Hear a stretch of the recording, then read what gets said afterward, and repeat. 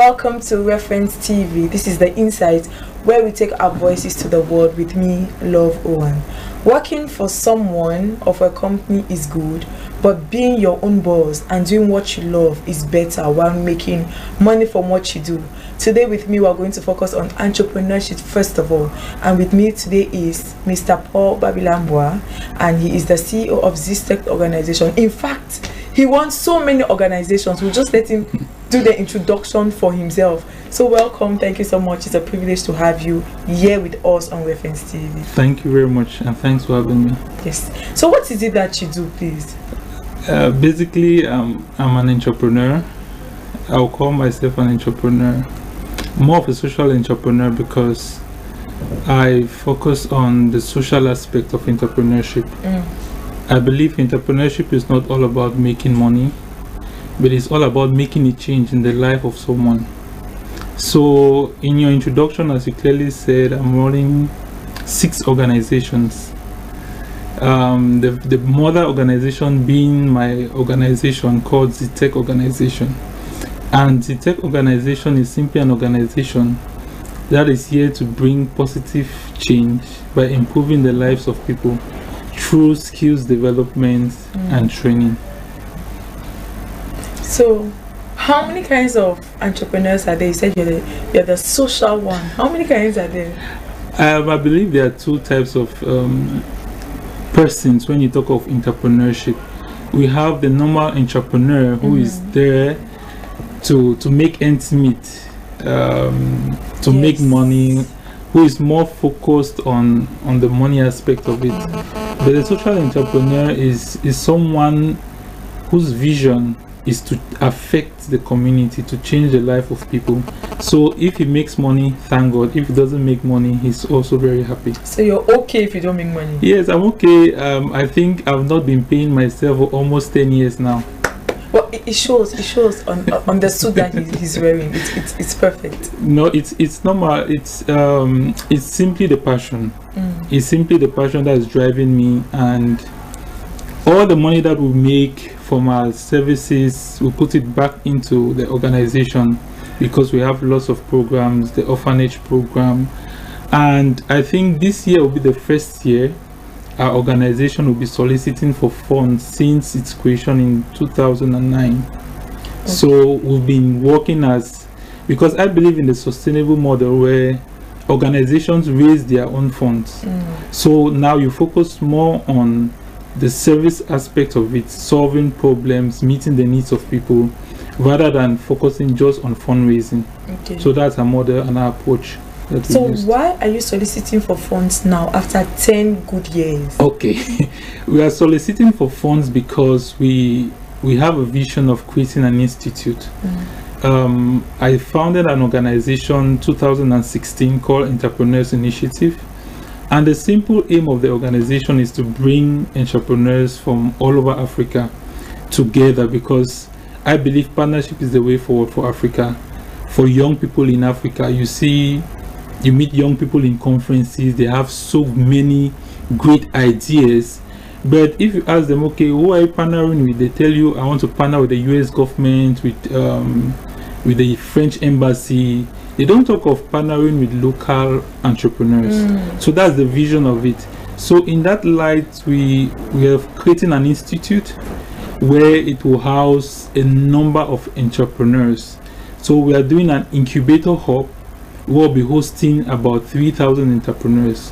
So we are looking for funds to set up that structure, a physical structure, where we'll have offices given to entrepreneurs where they can work from there and grow their businesses. Okay. So prior to that, how are you funding the business? Okay, prior to that, Zixtech is more of a technology-based organization. That's why I have the name Zixtech. Zik simply is gotten from an acronym where you have a company that changes dimension based on circumstances.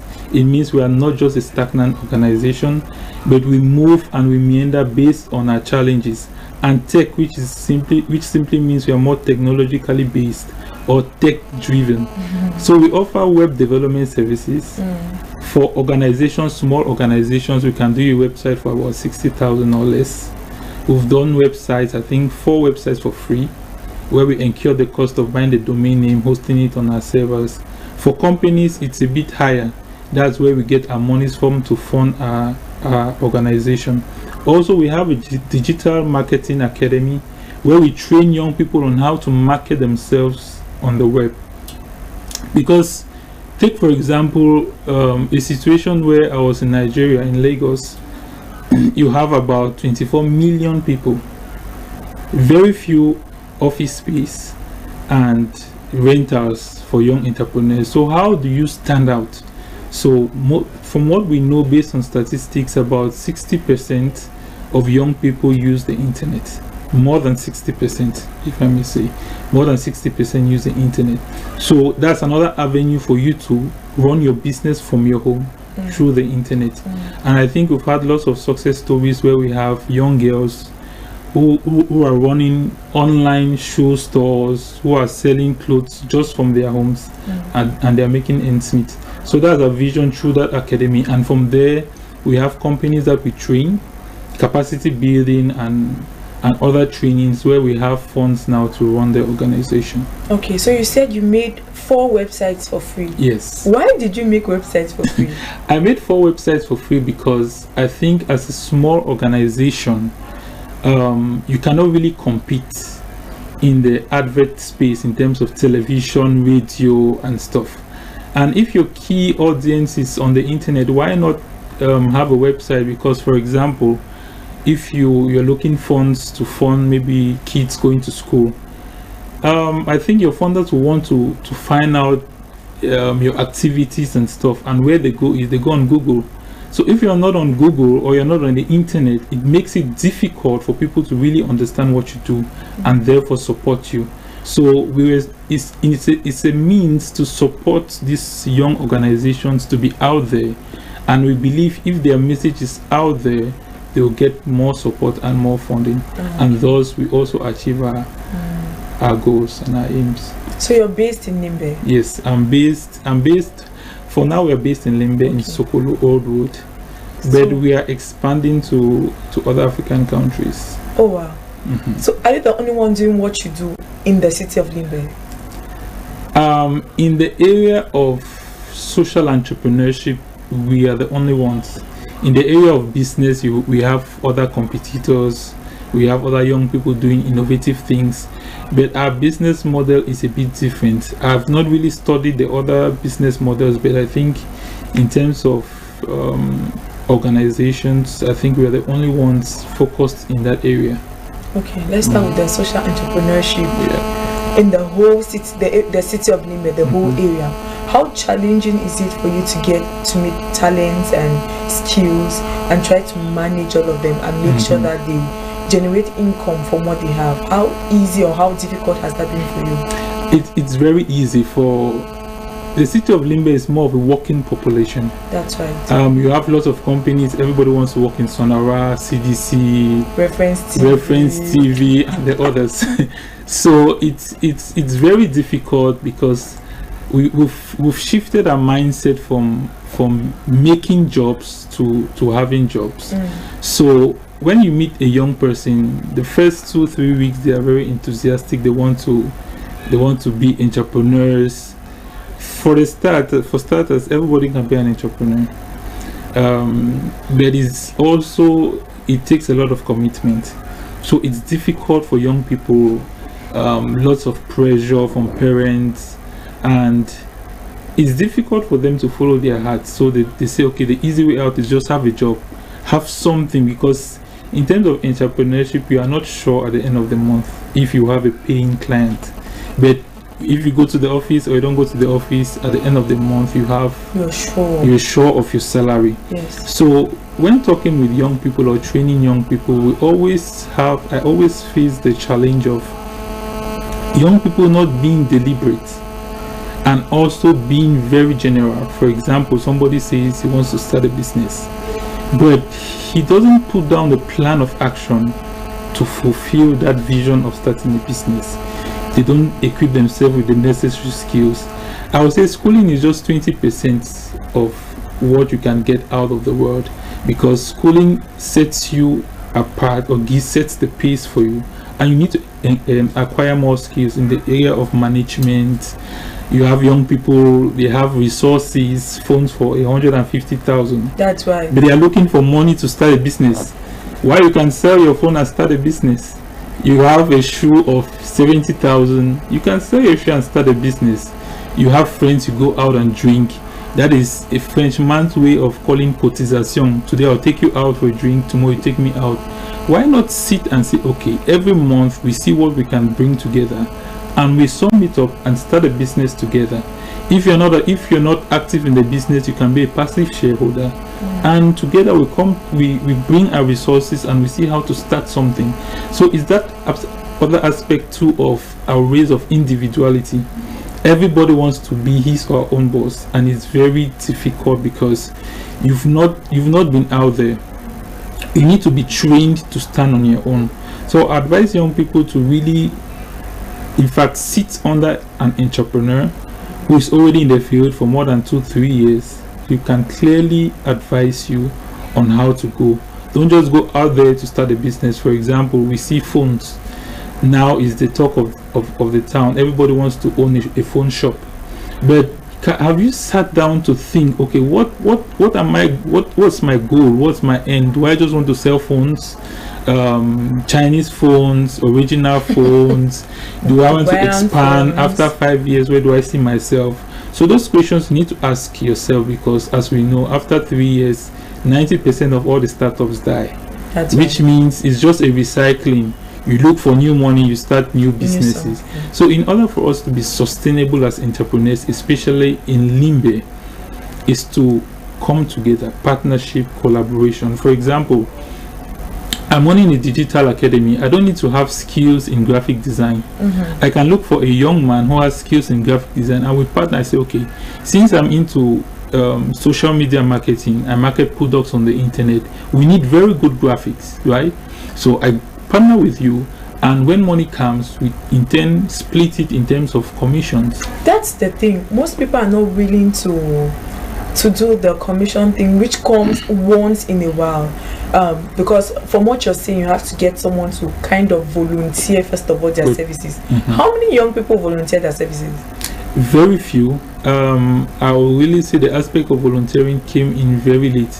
When I was talking of volunteerism in 2009, people were saying, this guy is not serious, you don't love money, but it's about building your capacity. And I think that's what young people need to do. If you're passionate about an area, go out there, sit under somebody, volunteer. While volunteering, you see the real life issues. You see taxation knocking at your door, you see the landlord knocking at your door, electric bills, you see utility bills coming up, your parents, your friends, people demanding so much from you. So while volunteering, you gain certain skills in terms of people management. I think that's one thing young people don't really focus on. They think about the business, but it's not just the business, it's about the people. You run a business, you need to be people friendly. You need to know how to manage your clients, how to make them feel good. You need to know how to talk with your suppliers. I think there are times when you owe your landlord, you can tell your landlord, okay, and keep to your word. I don't have money right now, but I think in the next 2-3 months, I can promise you I'll have money. So the landlord is going to wait for 2 or 3 months. Yes. So I mean, but that's the landlord's own source of income. So if you're keeping that person away from their source of income for 2 or 3 months, it's about keeping your word, because I think my landlady can really attest to the fact that if I tell her Friday, it's Friday. Okay, what if something happens? You said if something happens the day I have to deliver the money to her, I call her, I say, okay, this is what has happened, this is what has happened. If I know the person, if I know I'll have the money next week, I'll add another week. I say, okay, please mom, give me 2 weeks, I'll make the money available to you. Oh, it means that also has to do with the kindness of the landlord or landlady, because some people will not understand. Okay, I will say it's not about the kindness. I'll tell you, it's a matter of building relationships. Okay. When you maybe you're in a place Christmas, you don't think of inviting your landlord out or your landlady out. You don't think of sending them a present. You don't know their birthdays. Those are the type of things that will take you as a son. I call my landlord mom. She's not my mother, but it's the relationship we've built, you get. So if you build good relationships, it helps you in your business. If you make yourself an island, that's where you suffer. That's as right. a young man. Okay, so we're talking about the social entrepreneur wing of the organization. Yeah. Now let's go to the business part. You said you have competitors. Yeah. So what are you doing that makes your business better than the others? One thing I would say, customer service is very important to us, and I'm very available, right? Available in the sense any client can call me 10 o'clock, 12 midnight. I'm always available, and our key area is customer service. Our key value proposition is customer service, and also high quality service. If I'm doing a website for a client and the client doesn't really have money and he pleads that, okay, I have 100,000, I will not say because you're giving me 100,000 I'll do something lower, right?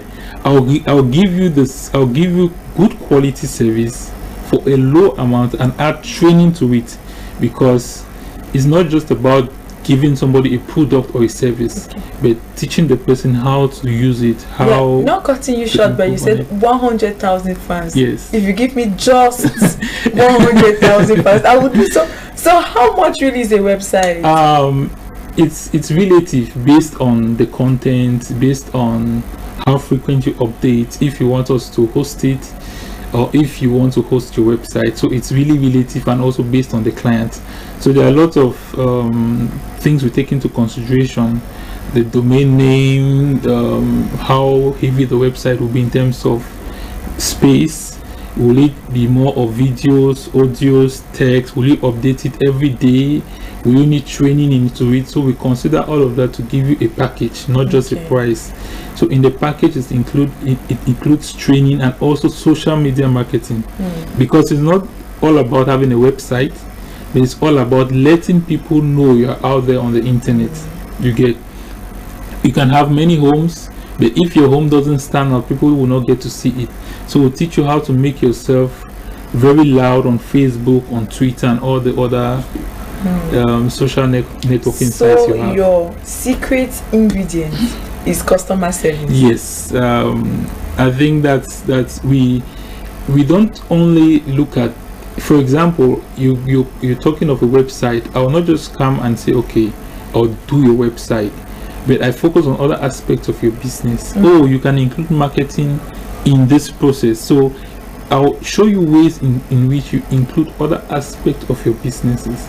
And if I see you have maybe a need in terms of personnel training, in terms of how to handle softwares to use to maximize your input, I give you those trainings for free. You get?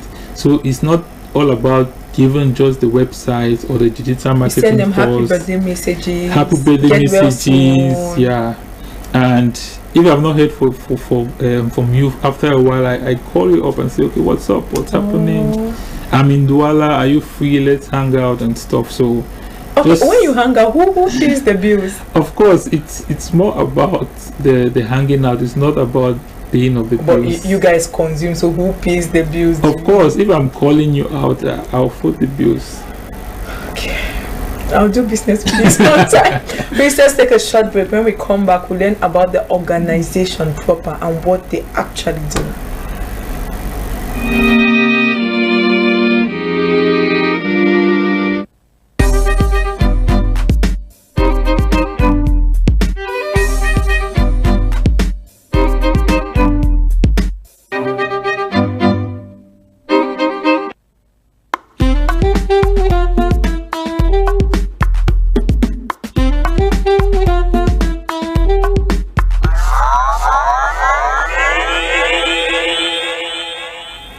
Welcome back to the Insight. Today we're focusing on entrepreneurship, and here with me is the CEO of Zixtech Organization.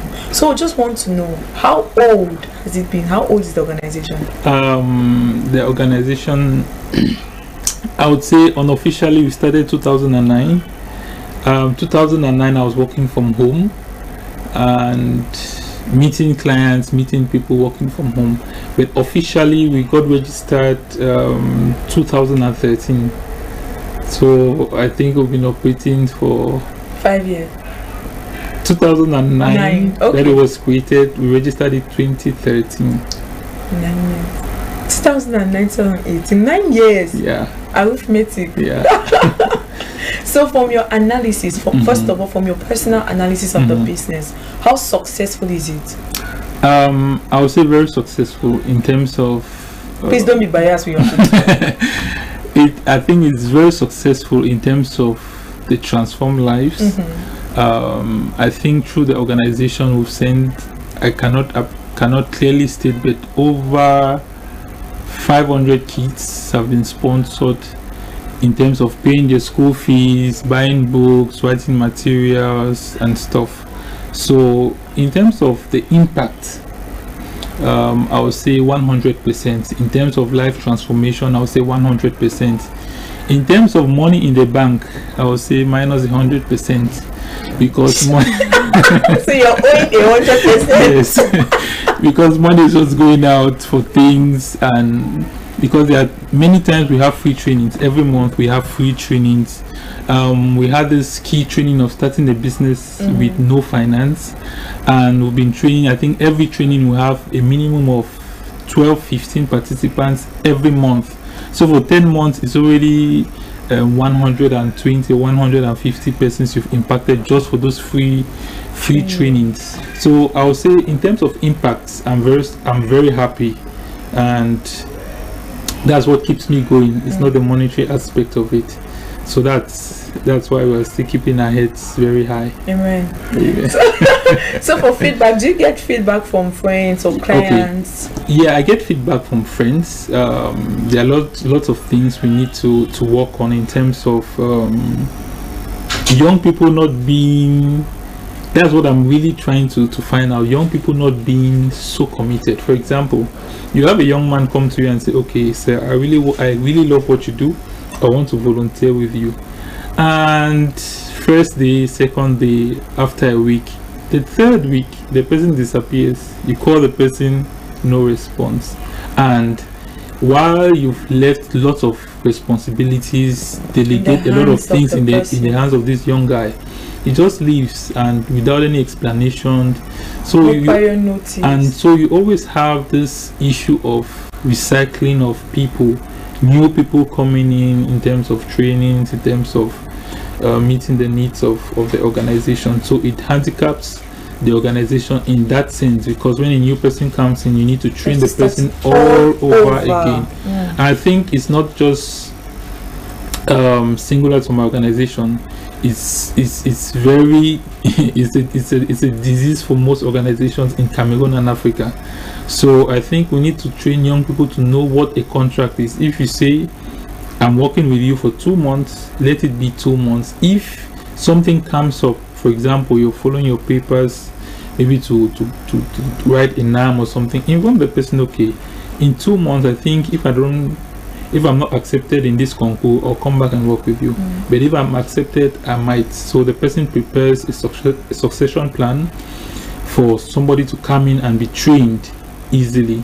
So I think that's one of the challenges that we face. It could also be because maybe they were expecting particular salary at the end of the month, or maybe at the end of the week, since it's an organization where money turns, and when they don't see this money, they just get discouraged. I'm like, okay, I'm out of here. Okay. I think when everything is your intention should be clear. If you're working with me, I'm very clear in terms of, okay, and I always sign a contract. This is what the organization is responsible for. This is what you're responsible. So if you're signing a contract of, okay, I'll volunteer in the next, your productivity will act as an incentive for your boss to give you something. I think there's a young man who has been working with me for from the creation of the organization. I think I've not been paying him, but anytime there's money, he gets something. Yes, he gets something. It's like the way we do for internship. When you're going for your school internship, you're like, oh no, it's just an internship. I know that I'm not going to pay him. By the end of the month, you're like, these people giving 10,000. Yeah, it's that kind of thing. And one thing is, with internship, you need to be very happy because you're going through a capacity training. You're going through a skills development. That's a development platform for you to showcase. You understand what you have. They are not looking at your experience. They are not looking at your number of years working. You're just a novice and you're being trained from the start. Trained in many areas, in speech, in how to conduct yourself, how to write letters, how to formulate an email, how to respond to clients, and all those things you can't pay for, right? So I think also, if a volunteer or an intern is going through a difficulty, come and meet your boss and say, okay. So it boils down to relationship. If you don't have a good relationship with the one you're working with, you always suffer. If you have a situation where you don't have transport and you say, okay, sir, it's difficult, I don't really have transport, if the organization can support me in this area, I'll be very happy. If you're productive, why not? If you are not productive, that's when they can easily, and the person will just stop coming. So if you make yourself indispensable, people always want to hold on to you. That's right. But if you make yourself as average as everyone, that's right, you will just be a normal come no go. He said a normal come no go. Like everyone was hearing. So you spoke about one particular person who's working with you for some time. Is that the only permanent staff you have? No, I have about 5 young people working for me. Some are doing their masters at the University of Mbua, masters in MBA, and I have a young man. He's called Tala Gilo. I really thank God for him because he's really been committed. And as we're discussing, it's not about working for me. At the end of your contact with me, what I want is for you to stand on your own. I want to see myself in you, so I produce after my kind. So I don't just work for me. When we have trainings, you train. It means if you know nothing about entrepreneurship, I give you books. I have more than 5,000 ebooks. I've given him more than 1,000, and you read. Oh my God! And you read. You have videos and stuff to improve yourself on. So based on the challenge, he is picking up, and he started his own business. It's called Chip School, and he's duly registered as a sole proprietorship for now. Even though he will move to a limited liability company, so he's selling chips, medicinal chips. And medicinal chips, which means if you have catarrh, cough, you just need to take the chips. Oh my goodness, 3 days, I'm coming for you. After really 3 days, you'll be fine. So that's one of my products that I'm really happy. You get, and you're also one of my products too. I was going to say that at the end of the program. Yes, I'm one of his products. So we have young people that it's not about working for me. It's more about being productive. So I have a young man right now who is more of my wingman. He's also going through lots of training in terms of web development, digital marketing, entrepreneurship, how to deliver trainings, and he's also working for me. So right now I have about 5 people, but in terms of volunteers all over the world, I have about I would say 10 to 15.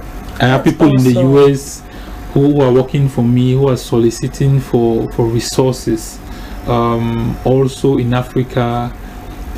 True, an anchor also for Zixtech Organization is Entrepreneurs Initiative, one of the organizations I run, and presently we have about 300 active members in 35 African countries, and it's still through the power of social media that I got to meet those people. And last year I traveled to 10 countries to meet them physically. So that's the network I use in order to meet clients, to develop new business leads, and also to have those young people. For now, I can say those young people support me and I support them. I have a young man he's called Nathaniel. He's in Nigeria. He also has a startup that is web design. He does web design applications. So if I'm overwhelmed with lots of requests from clients, I send it to him. Okay, can you do me this for $300?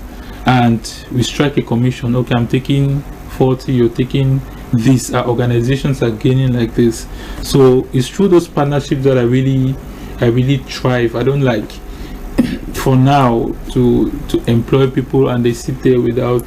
So those 5 people that I work with, I think they're enough for now. Yeah. While we go, so while we grow, I think of getting from my database of trained people, not getting new people who don't have maybe skills in customer relationship management and other stuff. So I take from my database to bring now to the organizations. There are community projects I have, I take from my database and they come in as temporaries to help me. We do the projects and we move on. Okay, that kind of explains how easy or how come you run six organizations. Okay, obviously you care about your organization and you're busy, you're traveling from one place to the, meeting volunteers and creating partnerships. How do you choose the people to work for your organization, people who may care for the organization as much as you do? Okay, last month I launched a request to have volunteers who are editors, content writers, because we are developing a blog for entrepreneurs all over Africa. We want to locate those young people doing innovative things in the communities that are not talked on, like the Jokos and all you have. So we are looking, that's a key area of focus. So when you come to me, what I look at is the passion. What I look for is the passion. I don't look at your skills, because I think if you're passionate about helping the community, if you're passionate about making a difference, being a solution change agent, being a change maker, and also being a solution for your community, that's what I look at before taking into consideration your skills, what you studied and all. But I look for your motivation, what motivates you, what brings you here, because that's what will fuel you throughout the challenges. If you look at people who are competent, when you talk of this guy is committed, is a pro in this area, there are people who are passionate. From passion you build commitment, from commitment you build the capacity that you need. So that's what I look for. If you're passionate, even if you study geography, I'll bring you into social media marketing, entrepreneurship and the rest. I have those who did arts, history, then they are very good trainers. So I think it's the capacity comes after the motivation, the commitment and stuff. So that's what I look at. If you're a young person, you're committed, you're doing something, it's not about waiting for others. I don't like somebody who complains a lot. People complain, people accuse others, they don't take responsibilities. I just shift you at the side. So if I meet a young person and what is telling me solution driven, it's telling me, okay, I have this idea, I think it can work, this is what we can do, that's the person I bring close to the organization. I incorporated the person to the organization. So obviously you have good employees. Yes. Now how have they contributed to the success of your organization? Okay, immensely. I would say, like the young man I was talking about, Gilo, he's very innovative. He doesn't work strictly on his job description. He's very polyvalent, as we can see. He goes online, looks for resources, say, there's this website, there's this organization or this company that is interested in this type of training.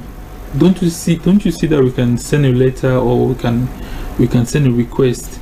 Don't you see we can do this? So it's not all about it looks on, I'm done with my job, I'm done for today, that's it. But he goes beyond and say, okay, these are the things I can do, these are the things I can do. He's proactive. So I would say they have contributed immensely to the growth of the organization. And those who have left also, they've really contributed, because I met a young guy, he contacted me from Bamenda. His name is Mbua. He's been looking for a job for, I don't know how long, for almost 2 years. So he's some organization online and he requested to volunteer with me. I said, okay, come. He left Bamenda, came to Limbe. We looked for him a small place. He was living there, and I was like, wow, it means this guy really trusted me to leave Bamenda and come here to work for free. So during that period, we were talking about a lot of things. I say, okay, go online, don't be discouraged, keep applying. So every day you go online and apply for 100 jobs online. Every 100 jobs every day. And after 2 weeks working with me, he was called by a cooperative in Douala. So I think we talk all the time. He called me just I think 2 days or 3 days ago, and he was asking me how are things going. He's seen things on Facebook, he's seen the organization. So those people have really impacted the organization in one way or another, because now they are heralds of the organization, which simply means they spread the good news of what we are doing, and also they bring in support. So in those areas, that's how those young people get to bring out the best from the organization and also give out their best. Okay. We'll take a short break, and when we come back, we'll talk about being an entrepreneur. Please come back with us.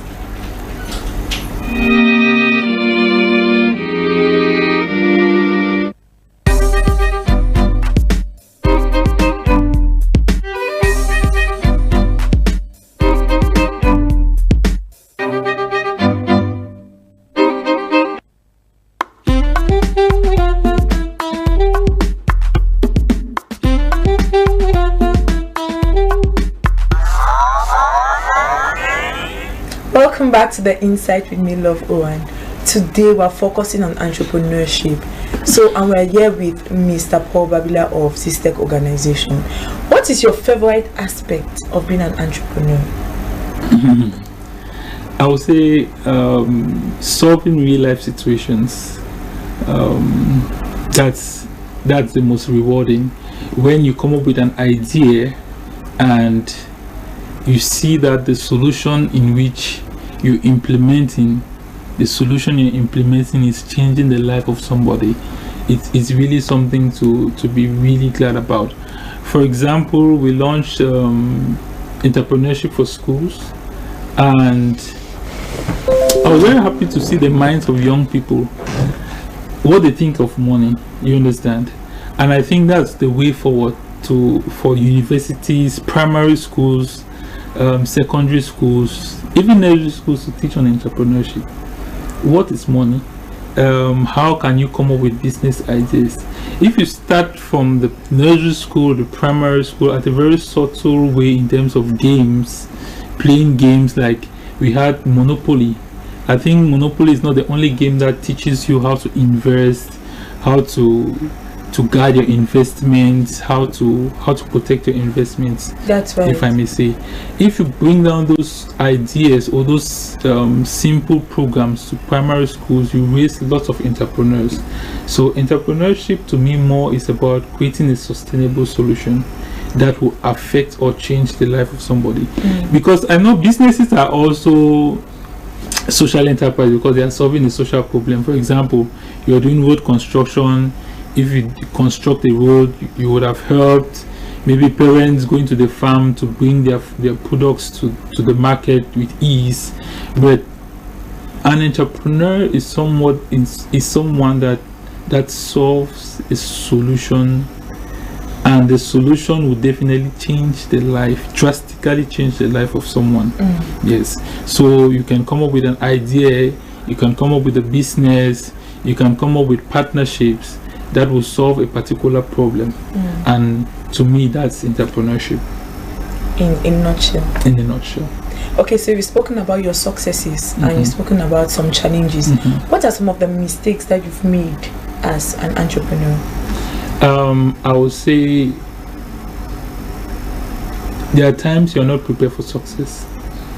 I'll take the example of Entrepreneurs Initiative.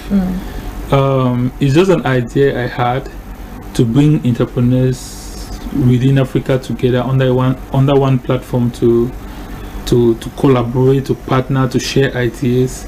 But I was not ready, because within few weeks that it was launched online, we had more than 300 responses, right?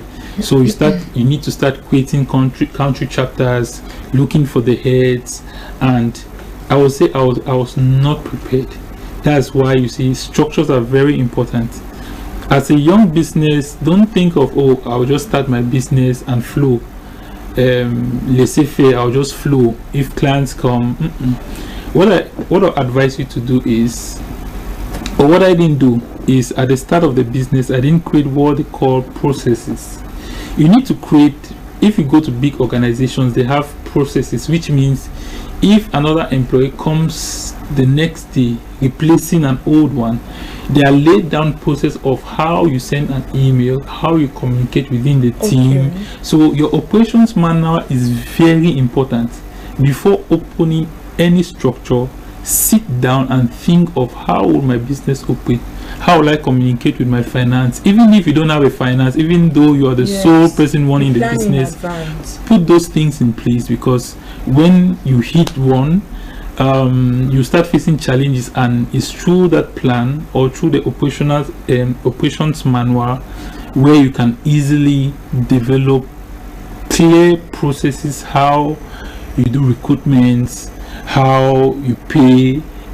Because like for small businesses, what I usually do is, when a client gives me money, or keep in my personal account, and you understand, mix it with money for milk, shoe polish. When I was working from home, but as I started like going step after step, I created an account for my organization to separate those things. So when money comes, I keep it in the organizational account, even though I have to pay somebody. So those are the things I didn't do, and it really affected me. Also, delegation is very important. I was a lone ranger, doing everything myself. Even though I had people helping me, I had to cross-check everything, and it delayed processes. And also it created a sort of lack of trust, because those young people were like, okay, maybe I'm not competent enough, or I'm lacking this. So those are the things I didn't take into consideration. Like, trust is very important. You know, the way you talk to someone, the way you respond, the way you delegate will prove the person's commitment to the organization. So I was like a lone ranger with my head down. So those are the things I did. Now I'm going on retreats, organizational retreats, just to think about, okay, the organization, what have I been doing? Am I following my mission? Has my mission changed? Because I think for Cameroonians, we don't love when we say, okay, this is our mission, we don't believe in changing it. But I've seen lots of big organizations, they change their focus. Okay, we are fighting for this, and we've been doing it for the last 15-20 years. Has it really worked? Is there another approach? So those are the things I didn't incorporate in the organization. Now every year I need to do an up-to-date of everything. Look at the organization, finance, operations. Am I really satisfied in terms of worker satisfaction, customer satisfaction? And those are the things I didn't do. I was just like walking, being busy without taking a step back and having there's what we call a balcony view, where you pull yourself out of the organization. It means you are not sentimental about the organization, but you pull out and you look at, okay, from another perspective, this is an organization of another person, what would have been done differently? So that's how I get to improve on the organization. Okay. So the last question before we go, please, you may or you may not answer this question. Yeah. Are you ready for it? Am I ready for the question? Yes, I am. How much did your company, did your organization make last year? You may or may not answer the question. Okay. No, it's a personal one, so I think if you want figures, I'm updating my website, so you go under the reports. My website will be on before the end of this month, so you go under the reports and you see how much was made in terms of finances at the end of the month. Okay. Thank you very much. Thank you for coming. It was such a privilege. Thank you for having me. And thank you for watching this program. Well, the rebroadcast is at 10 p.m. I'll be live tomorrow at 2 p.m. Please come back with us. This is the Inside with me, Love Owan.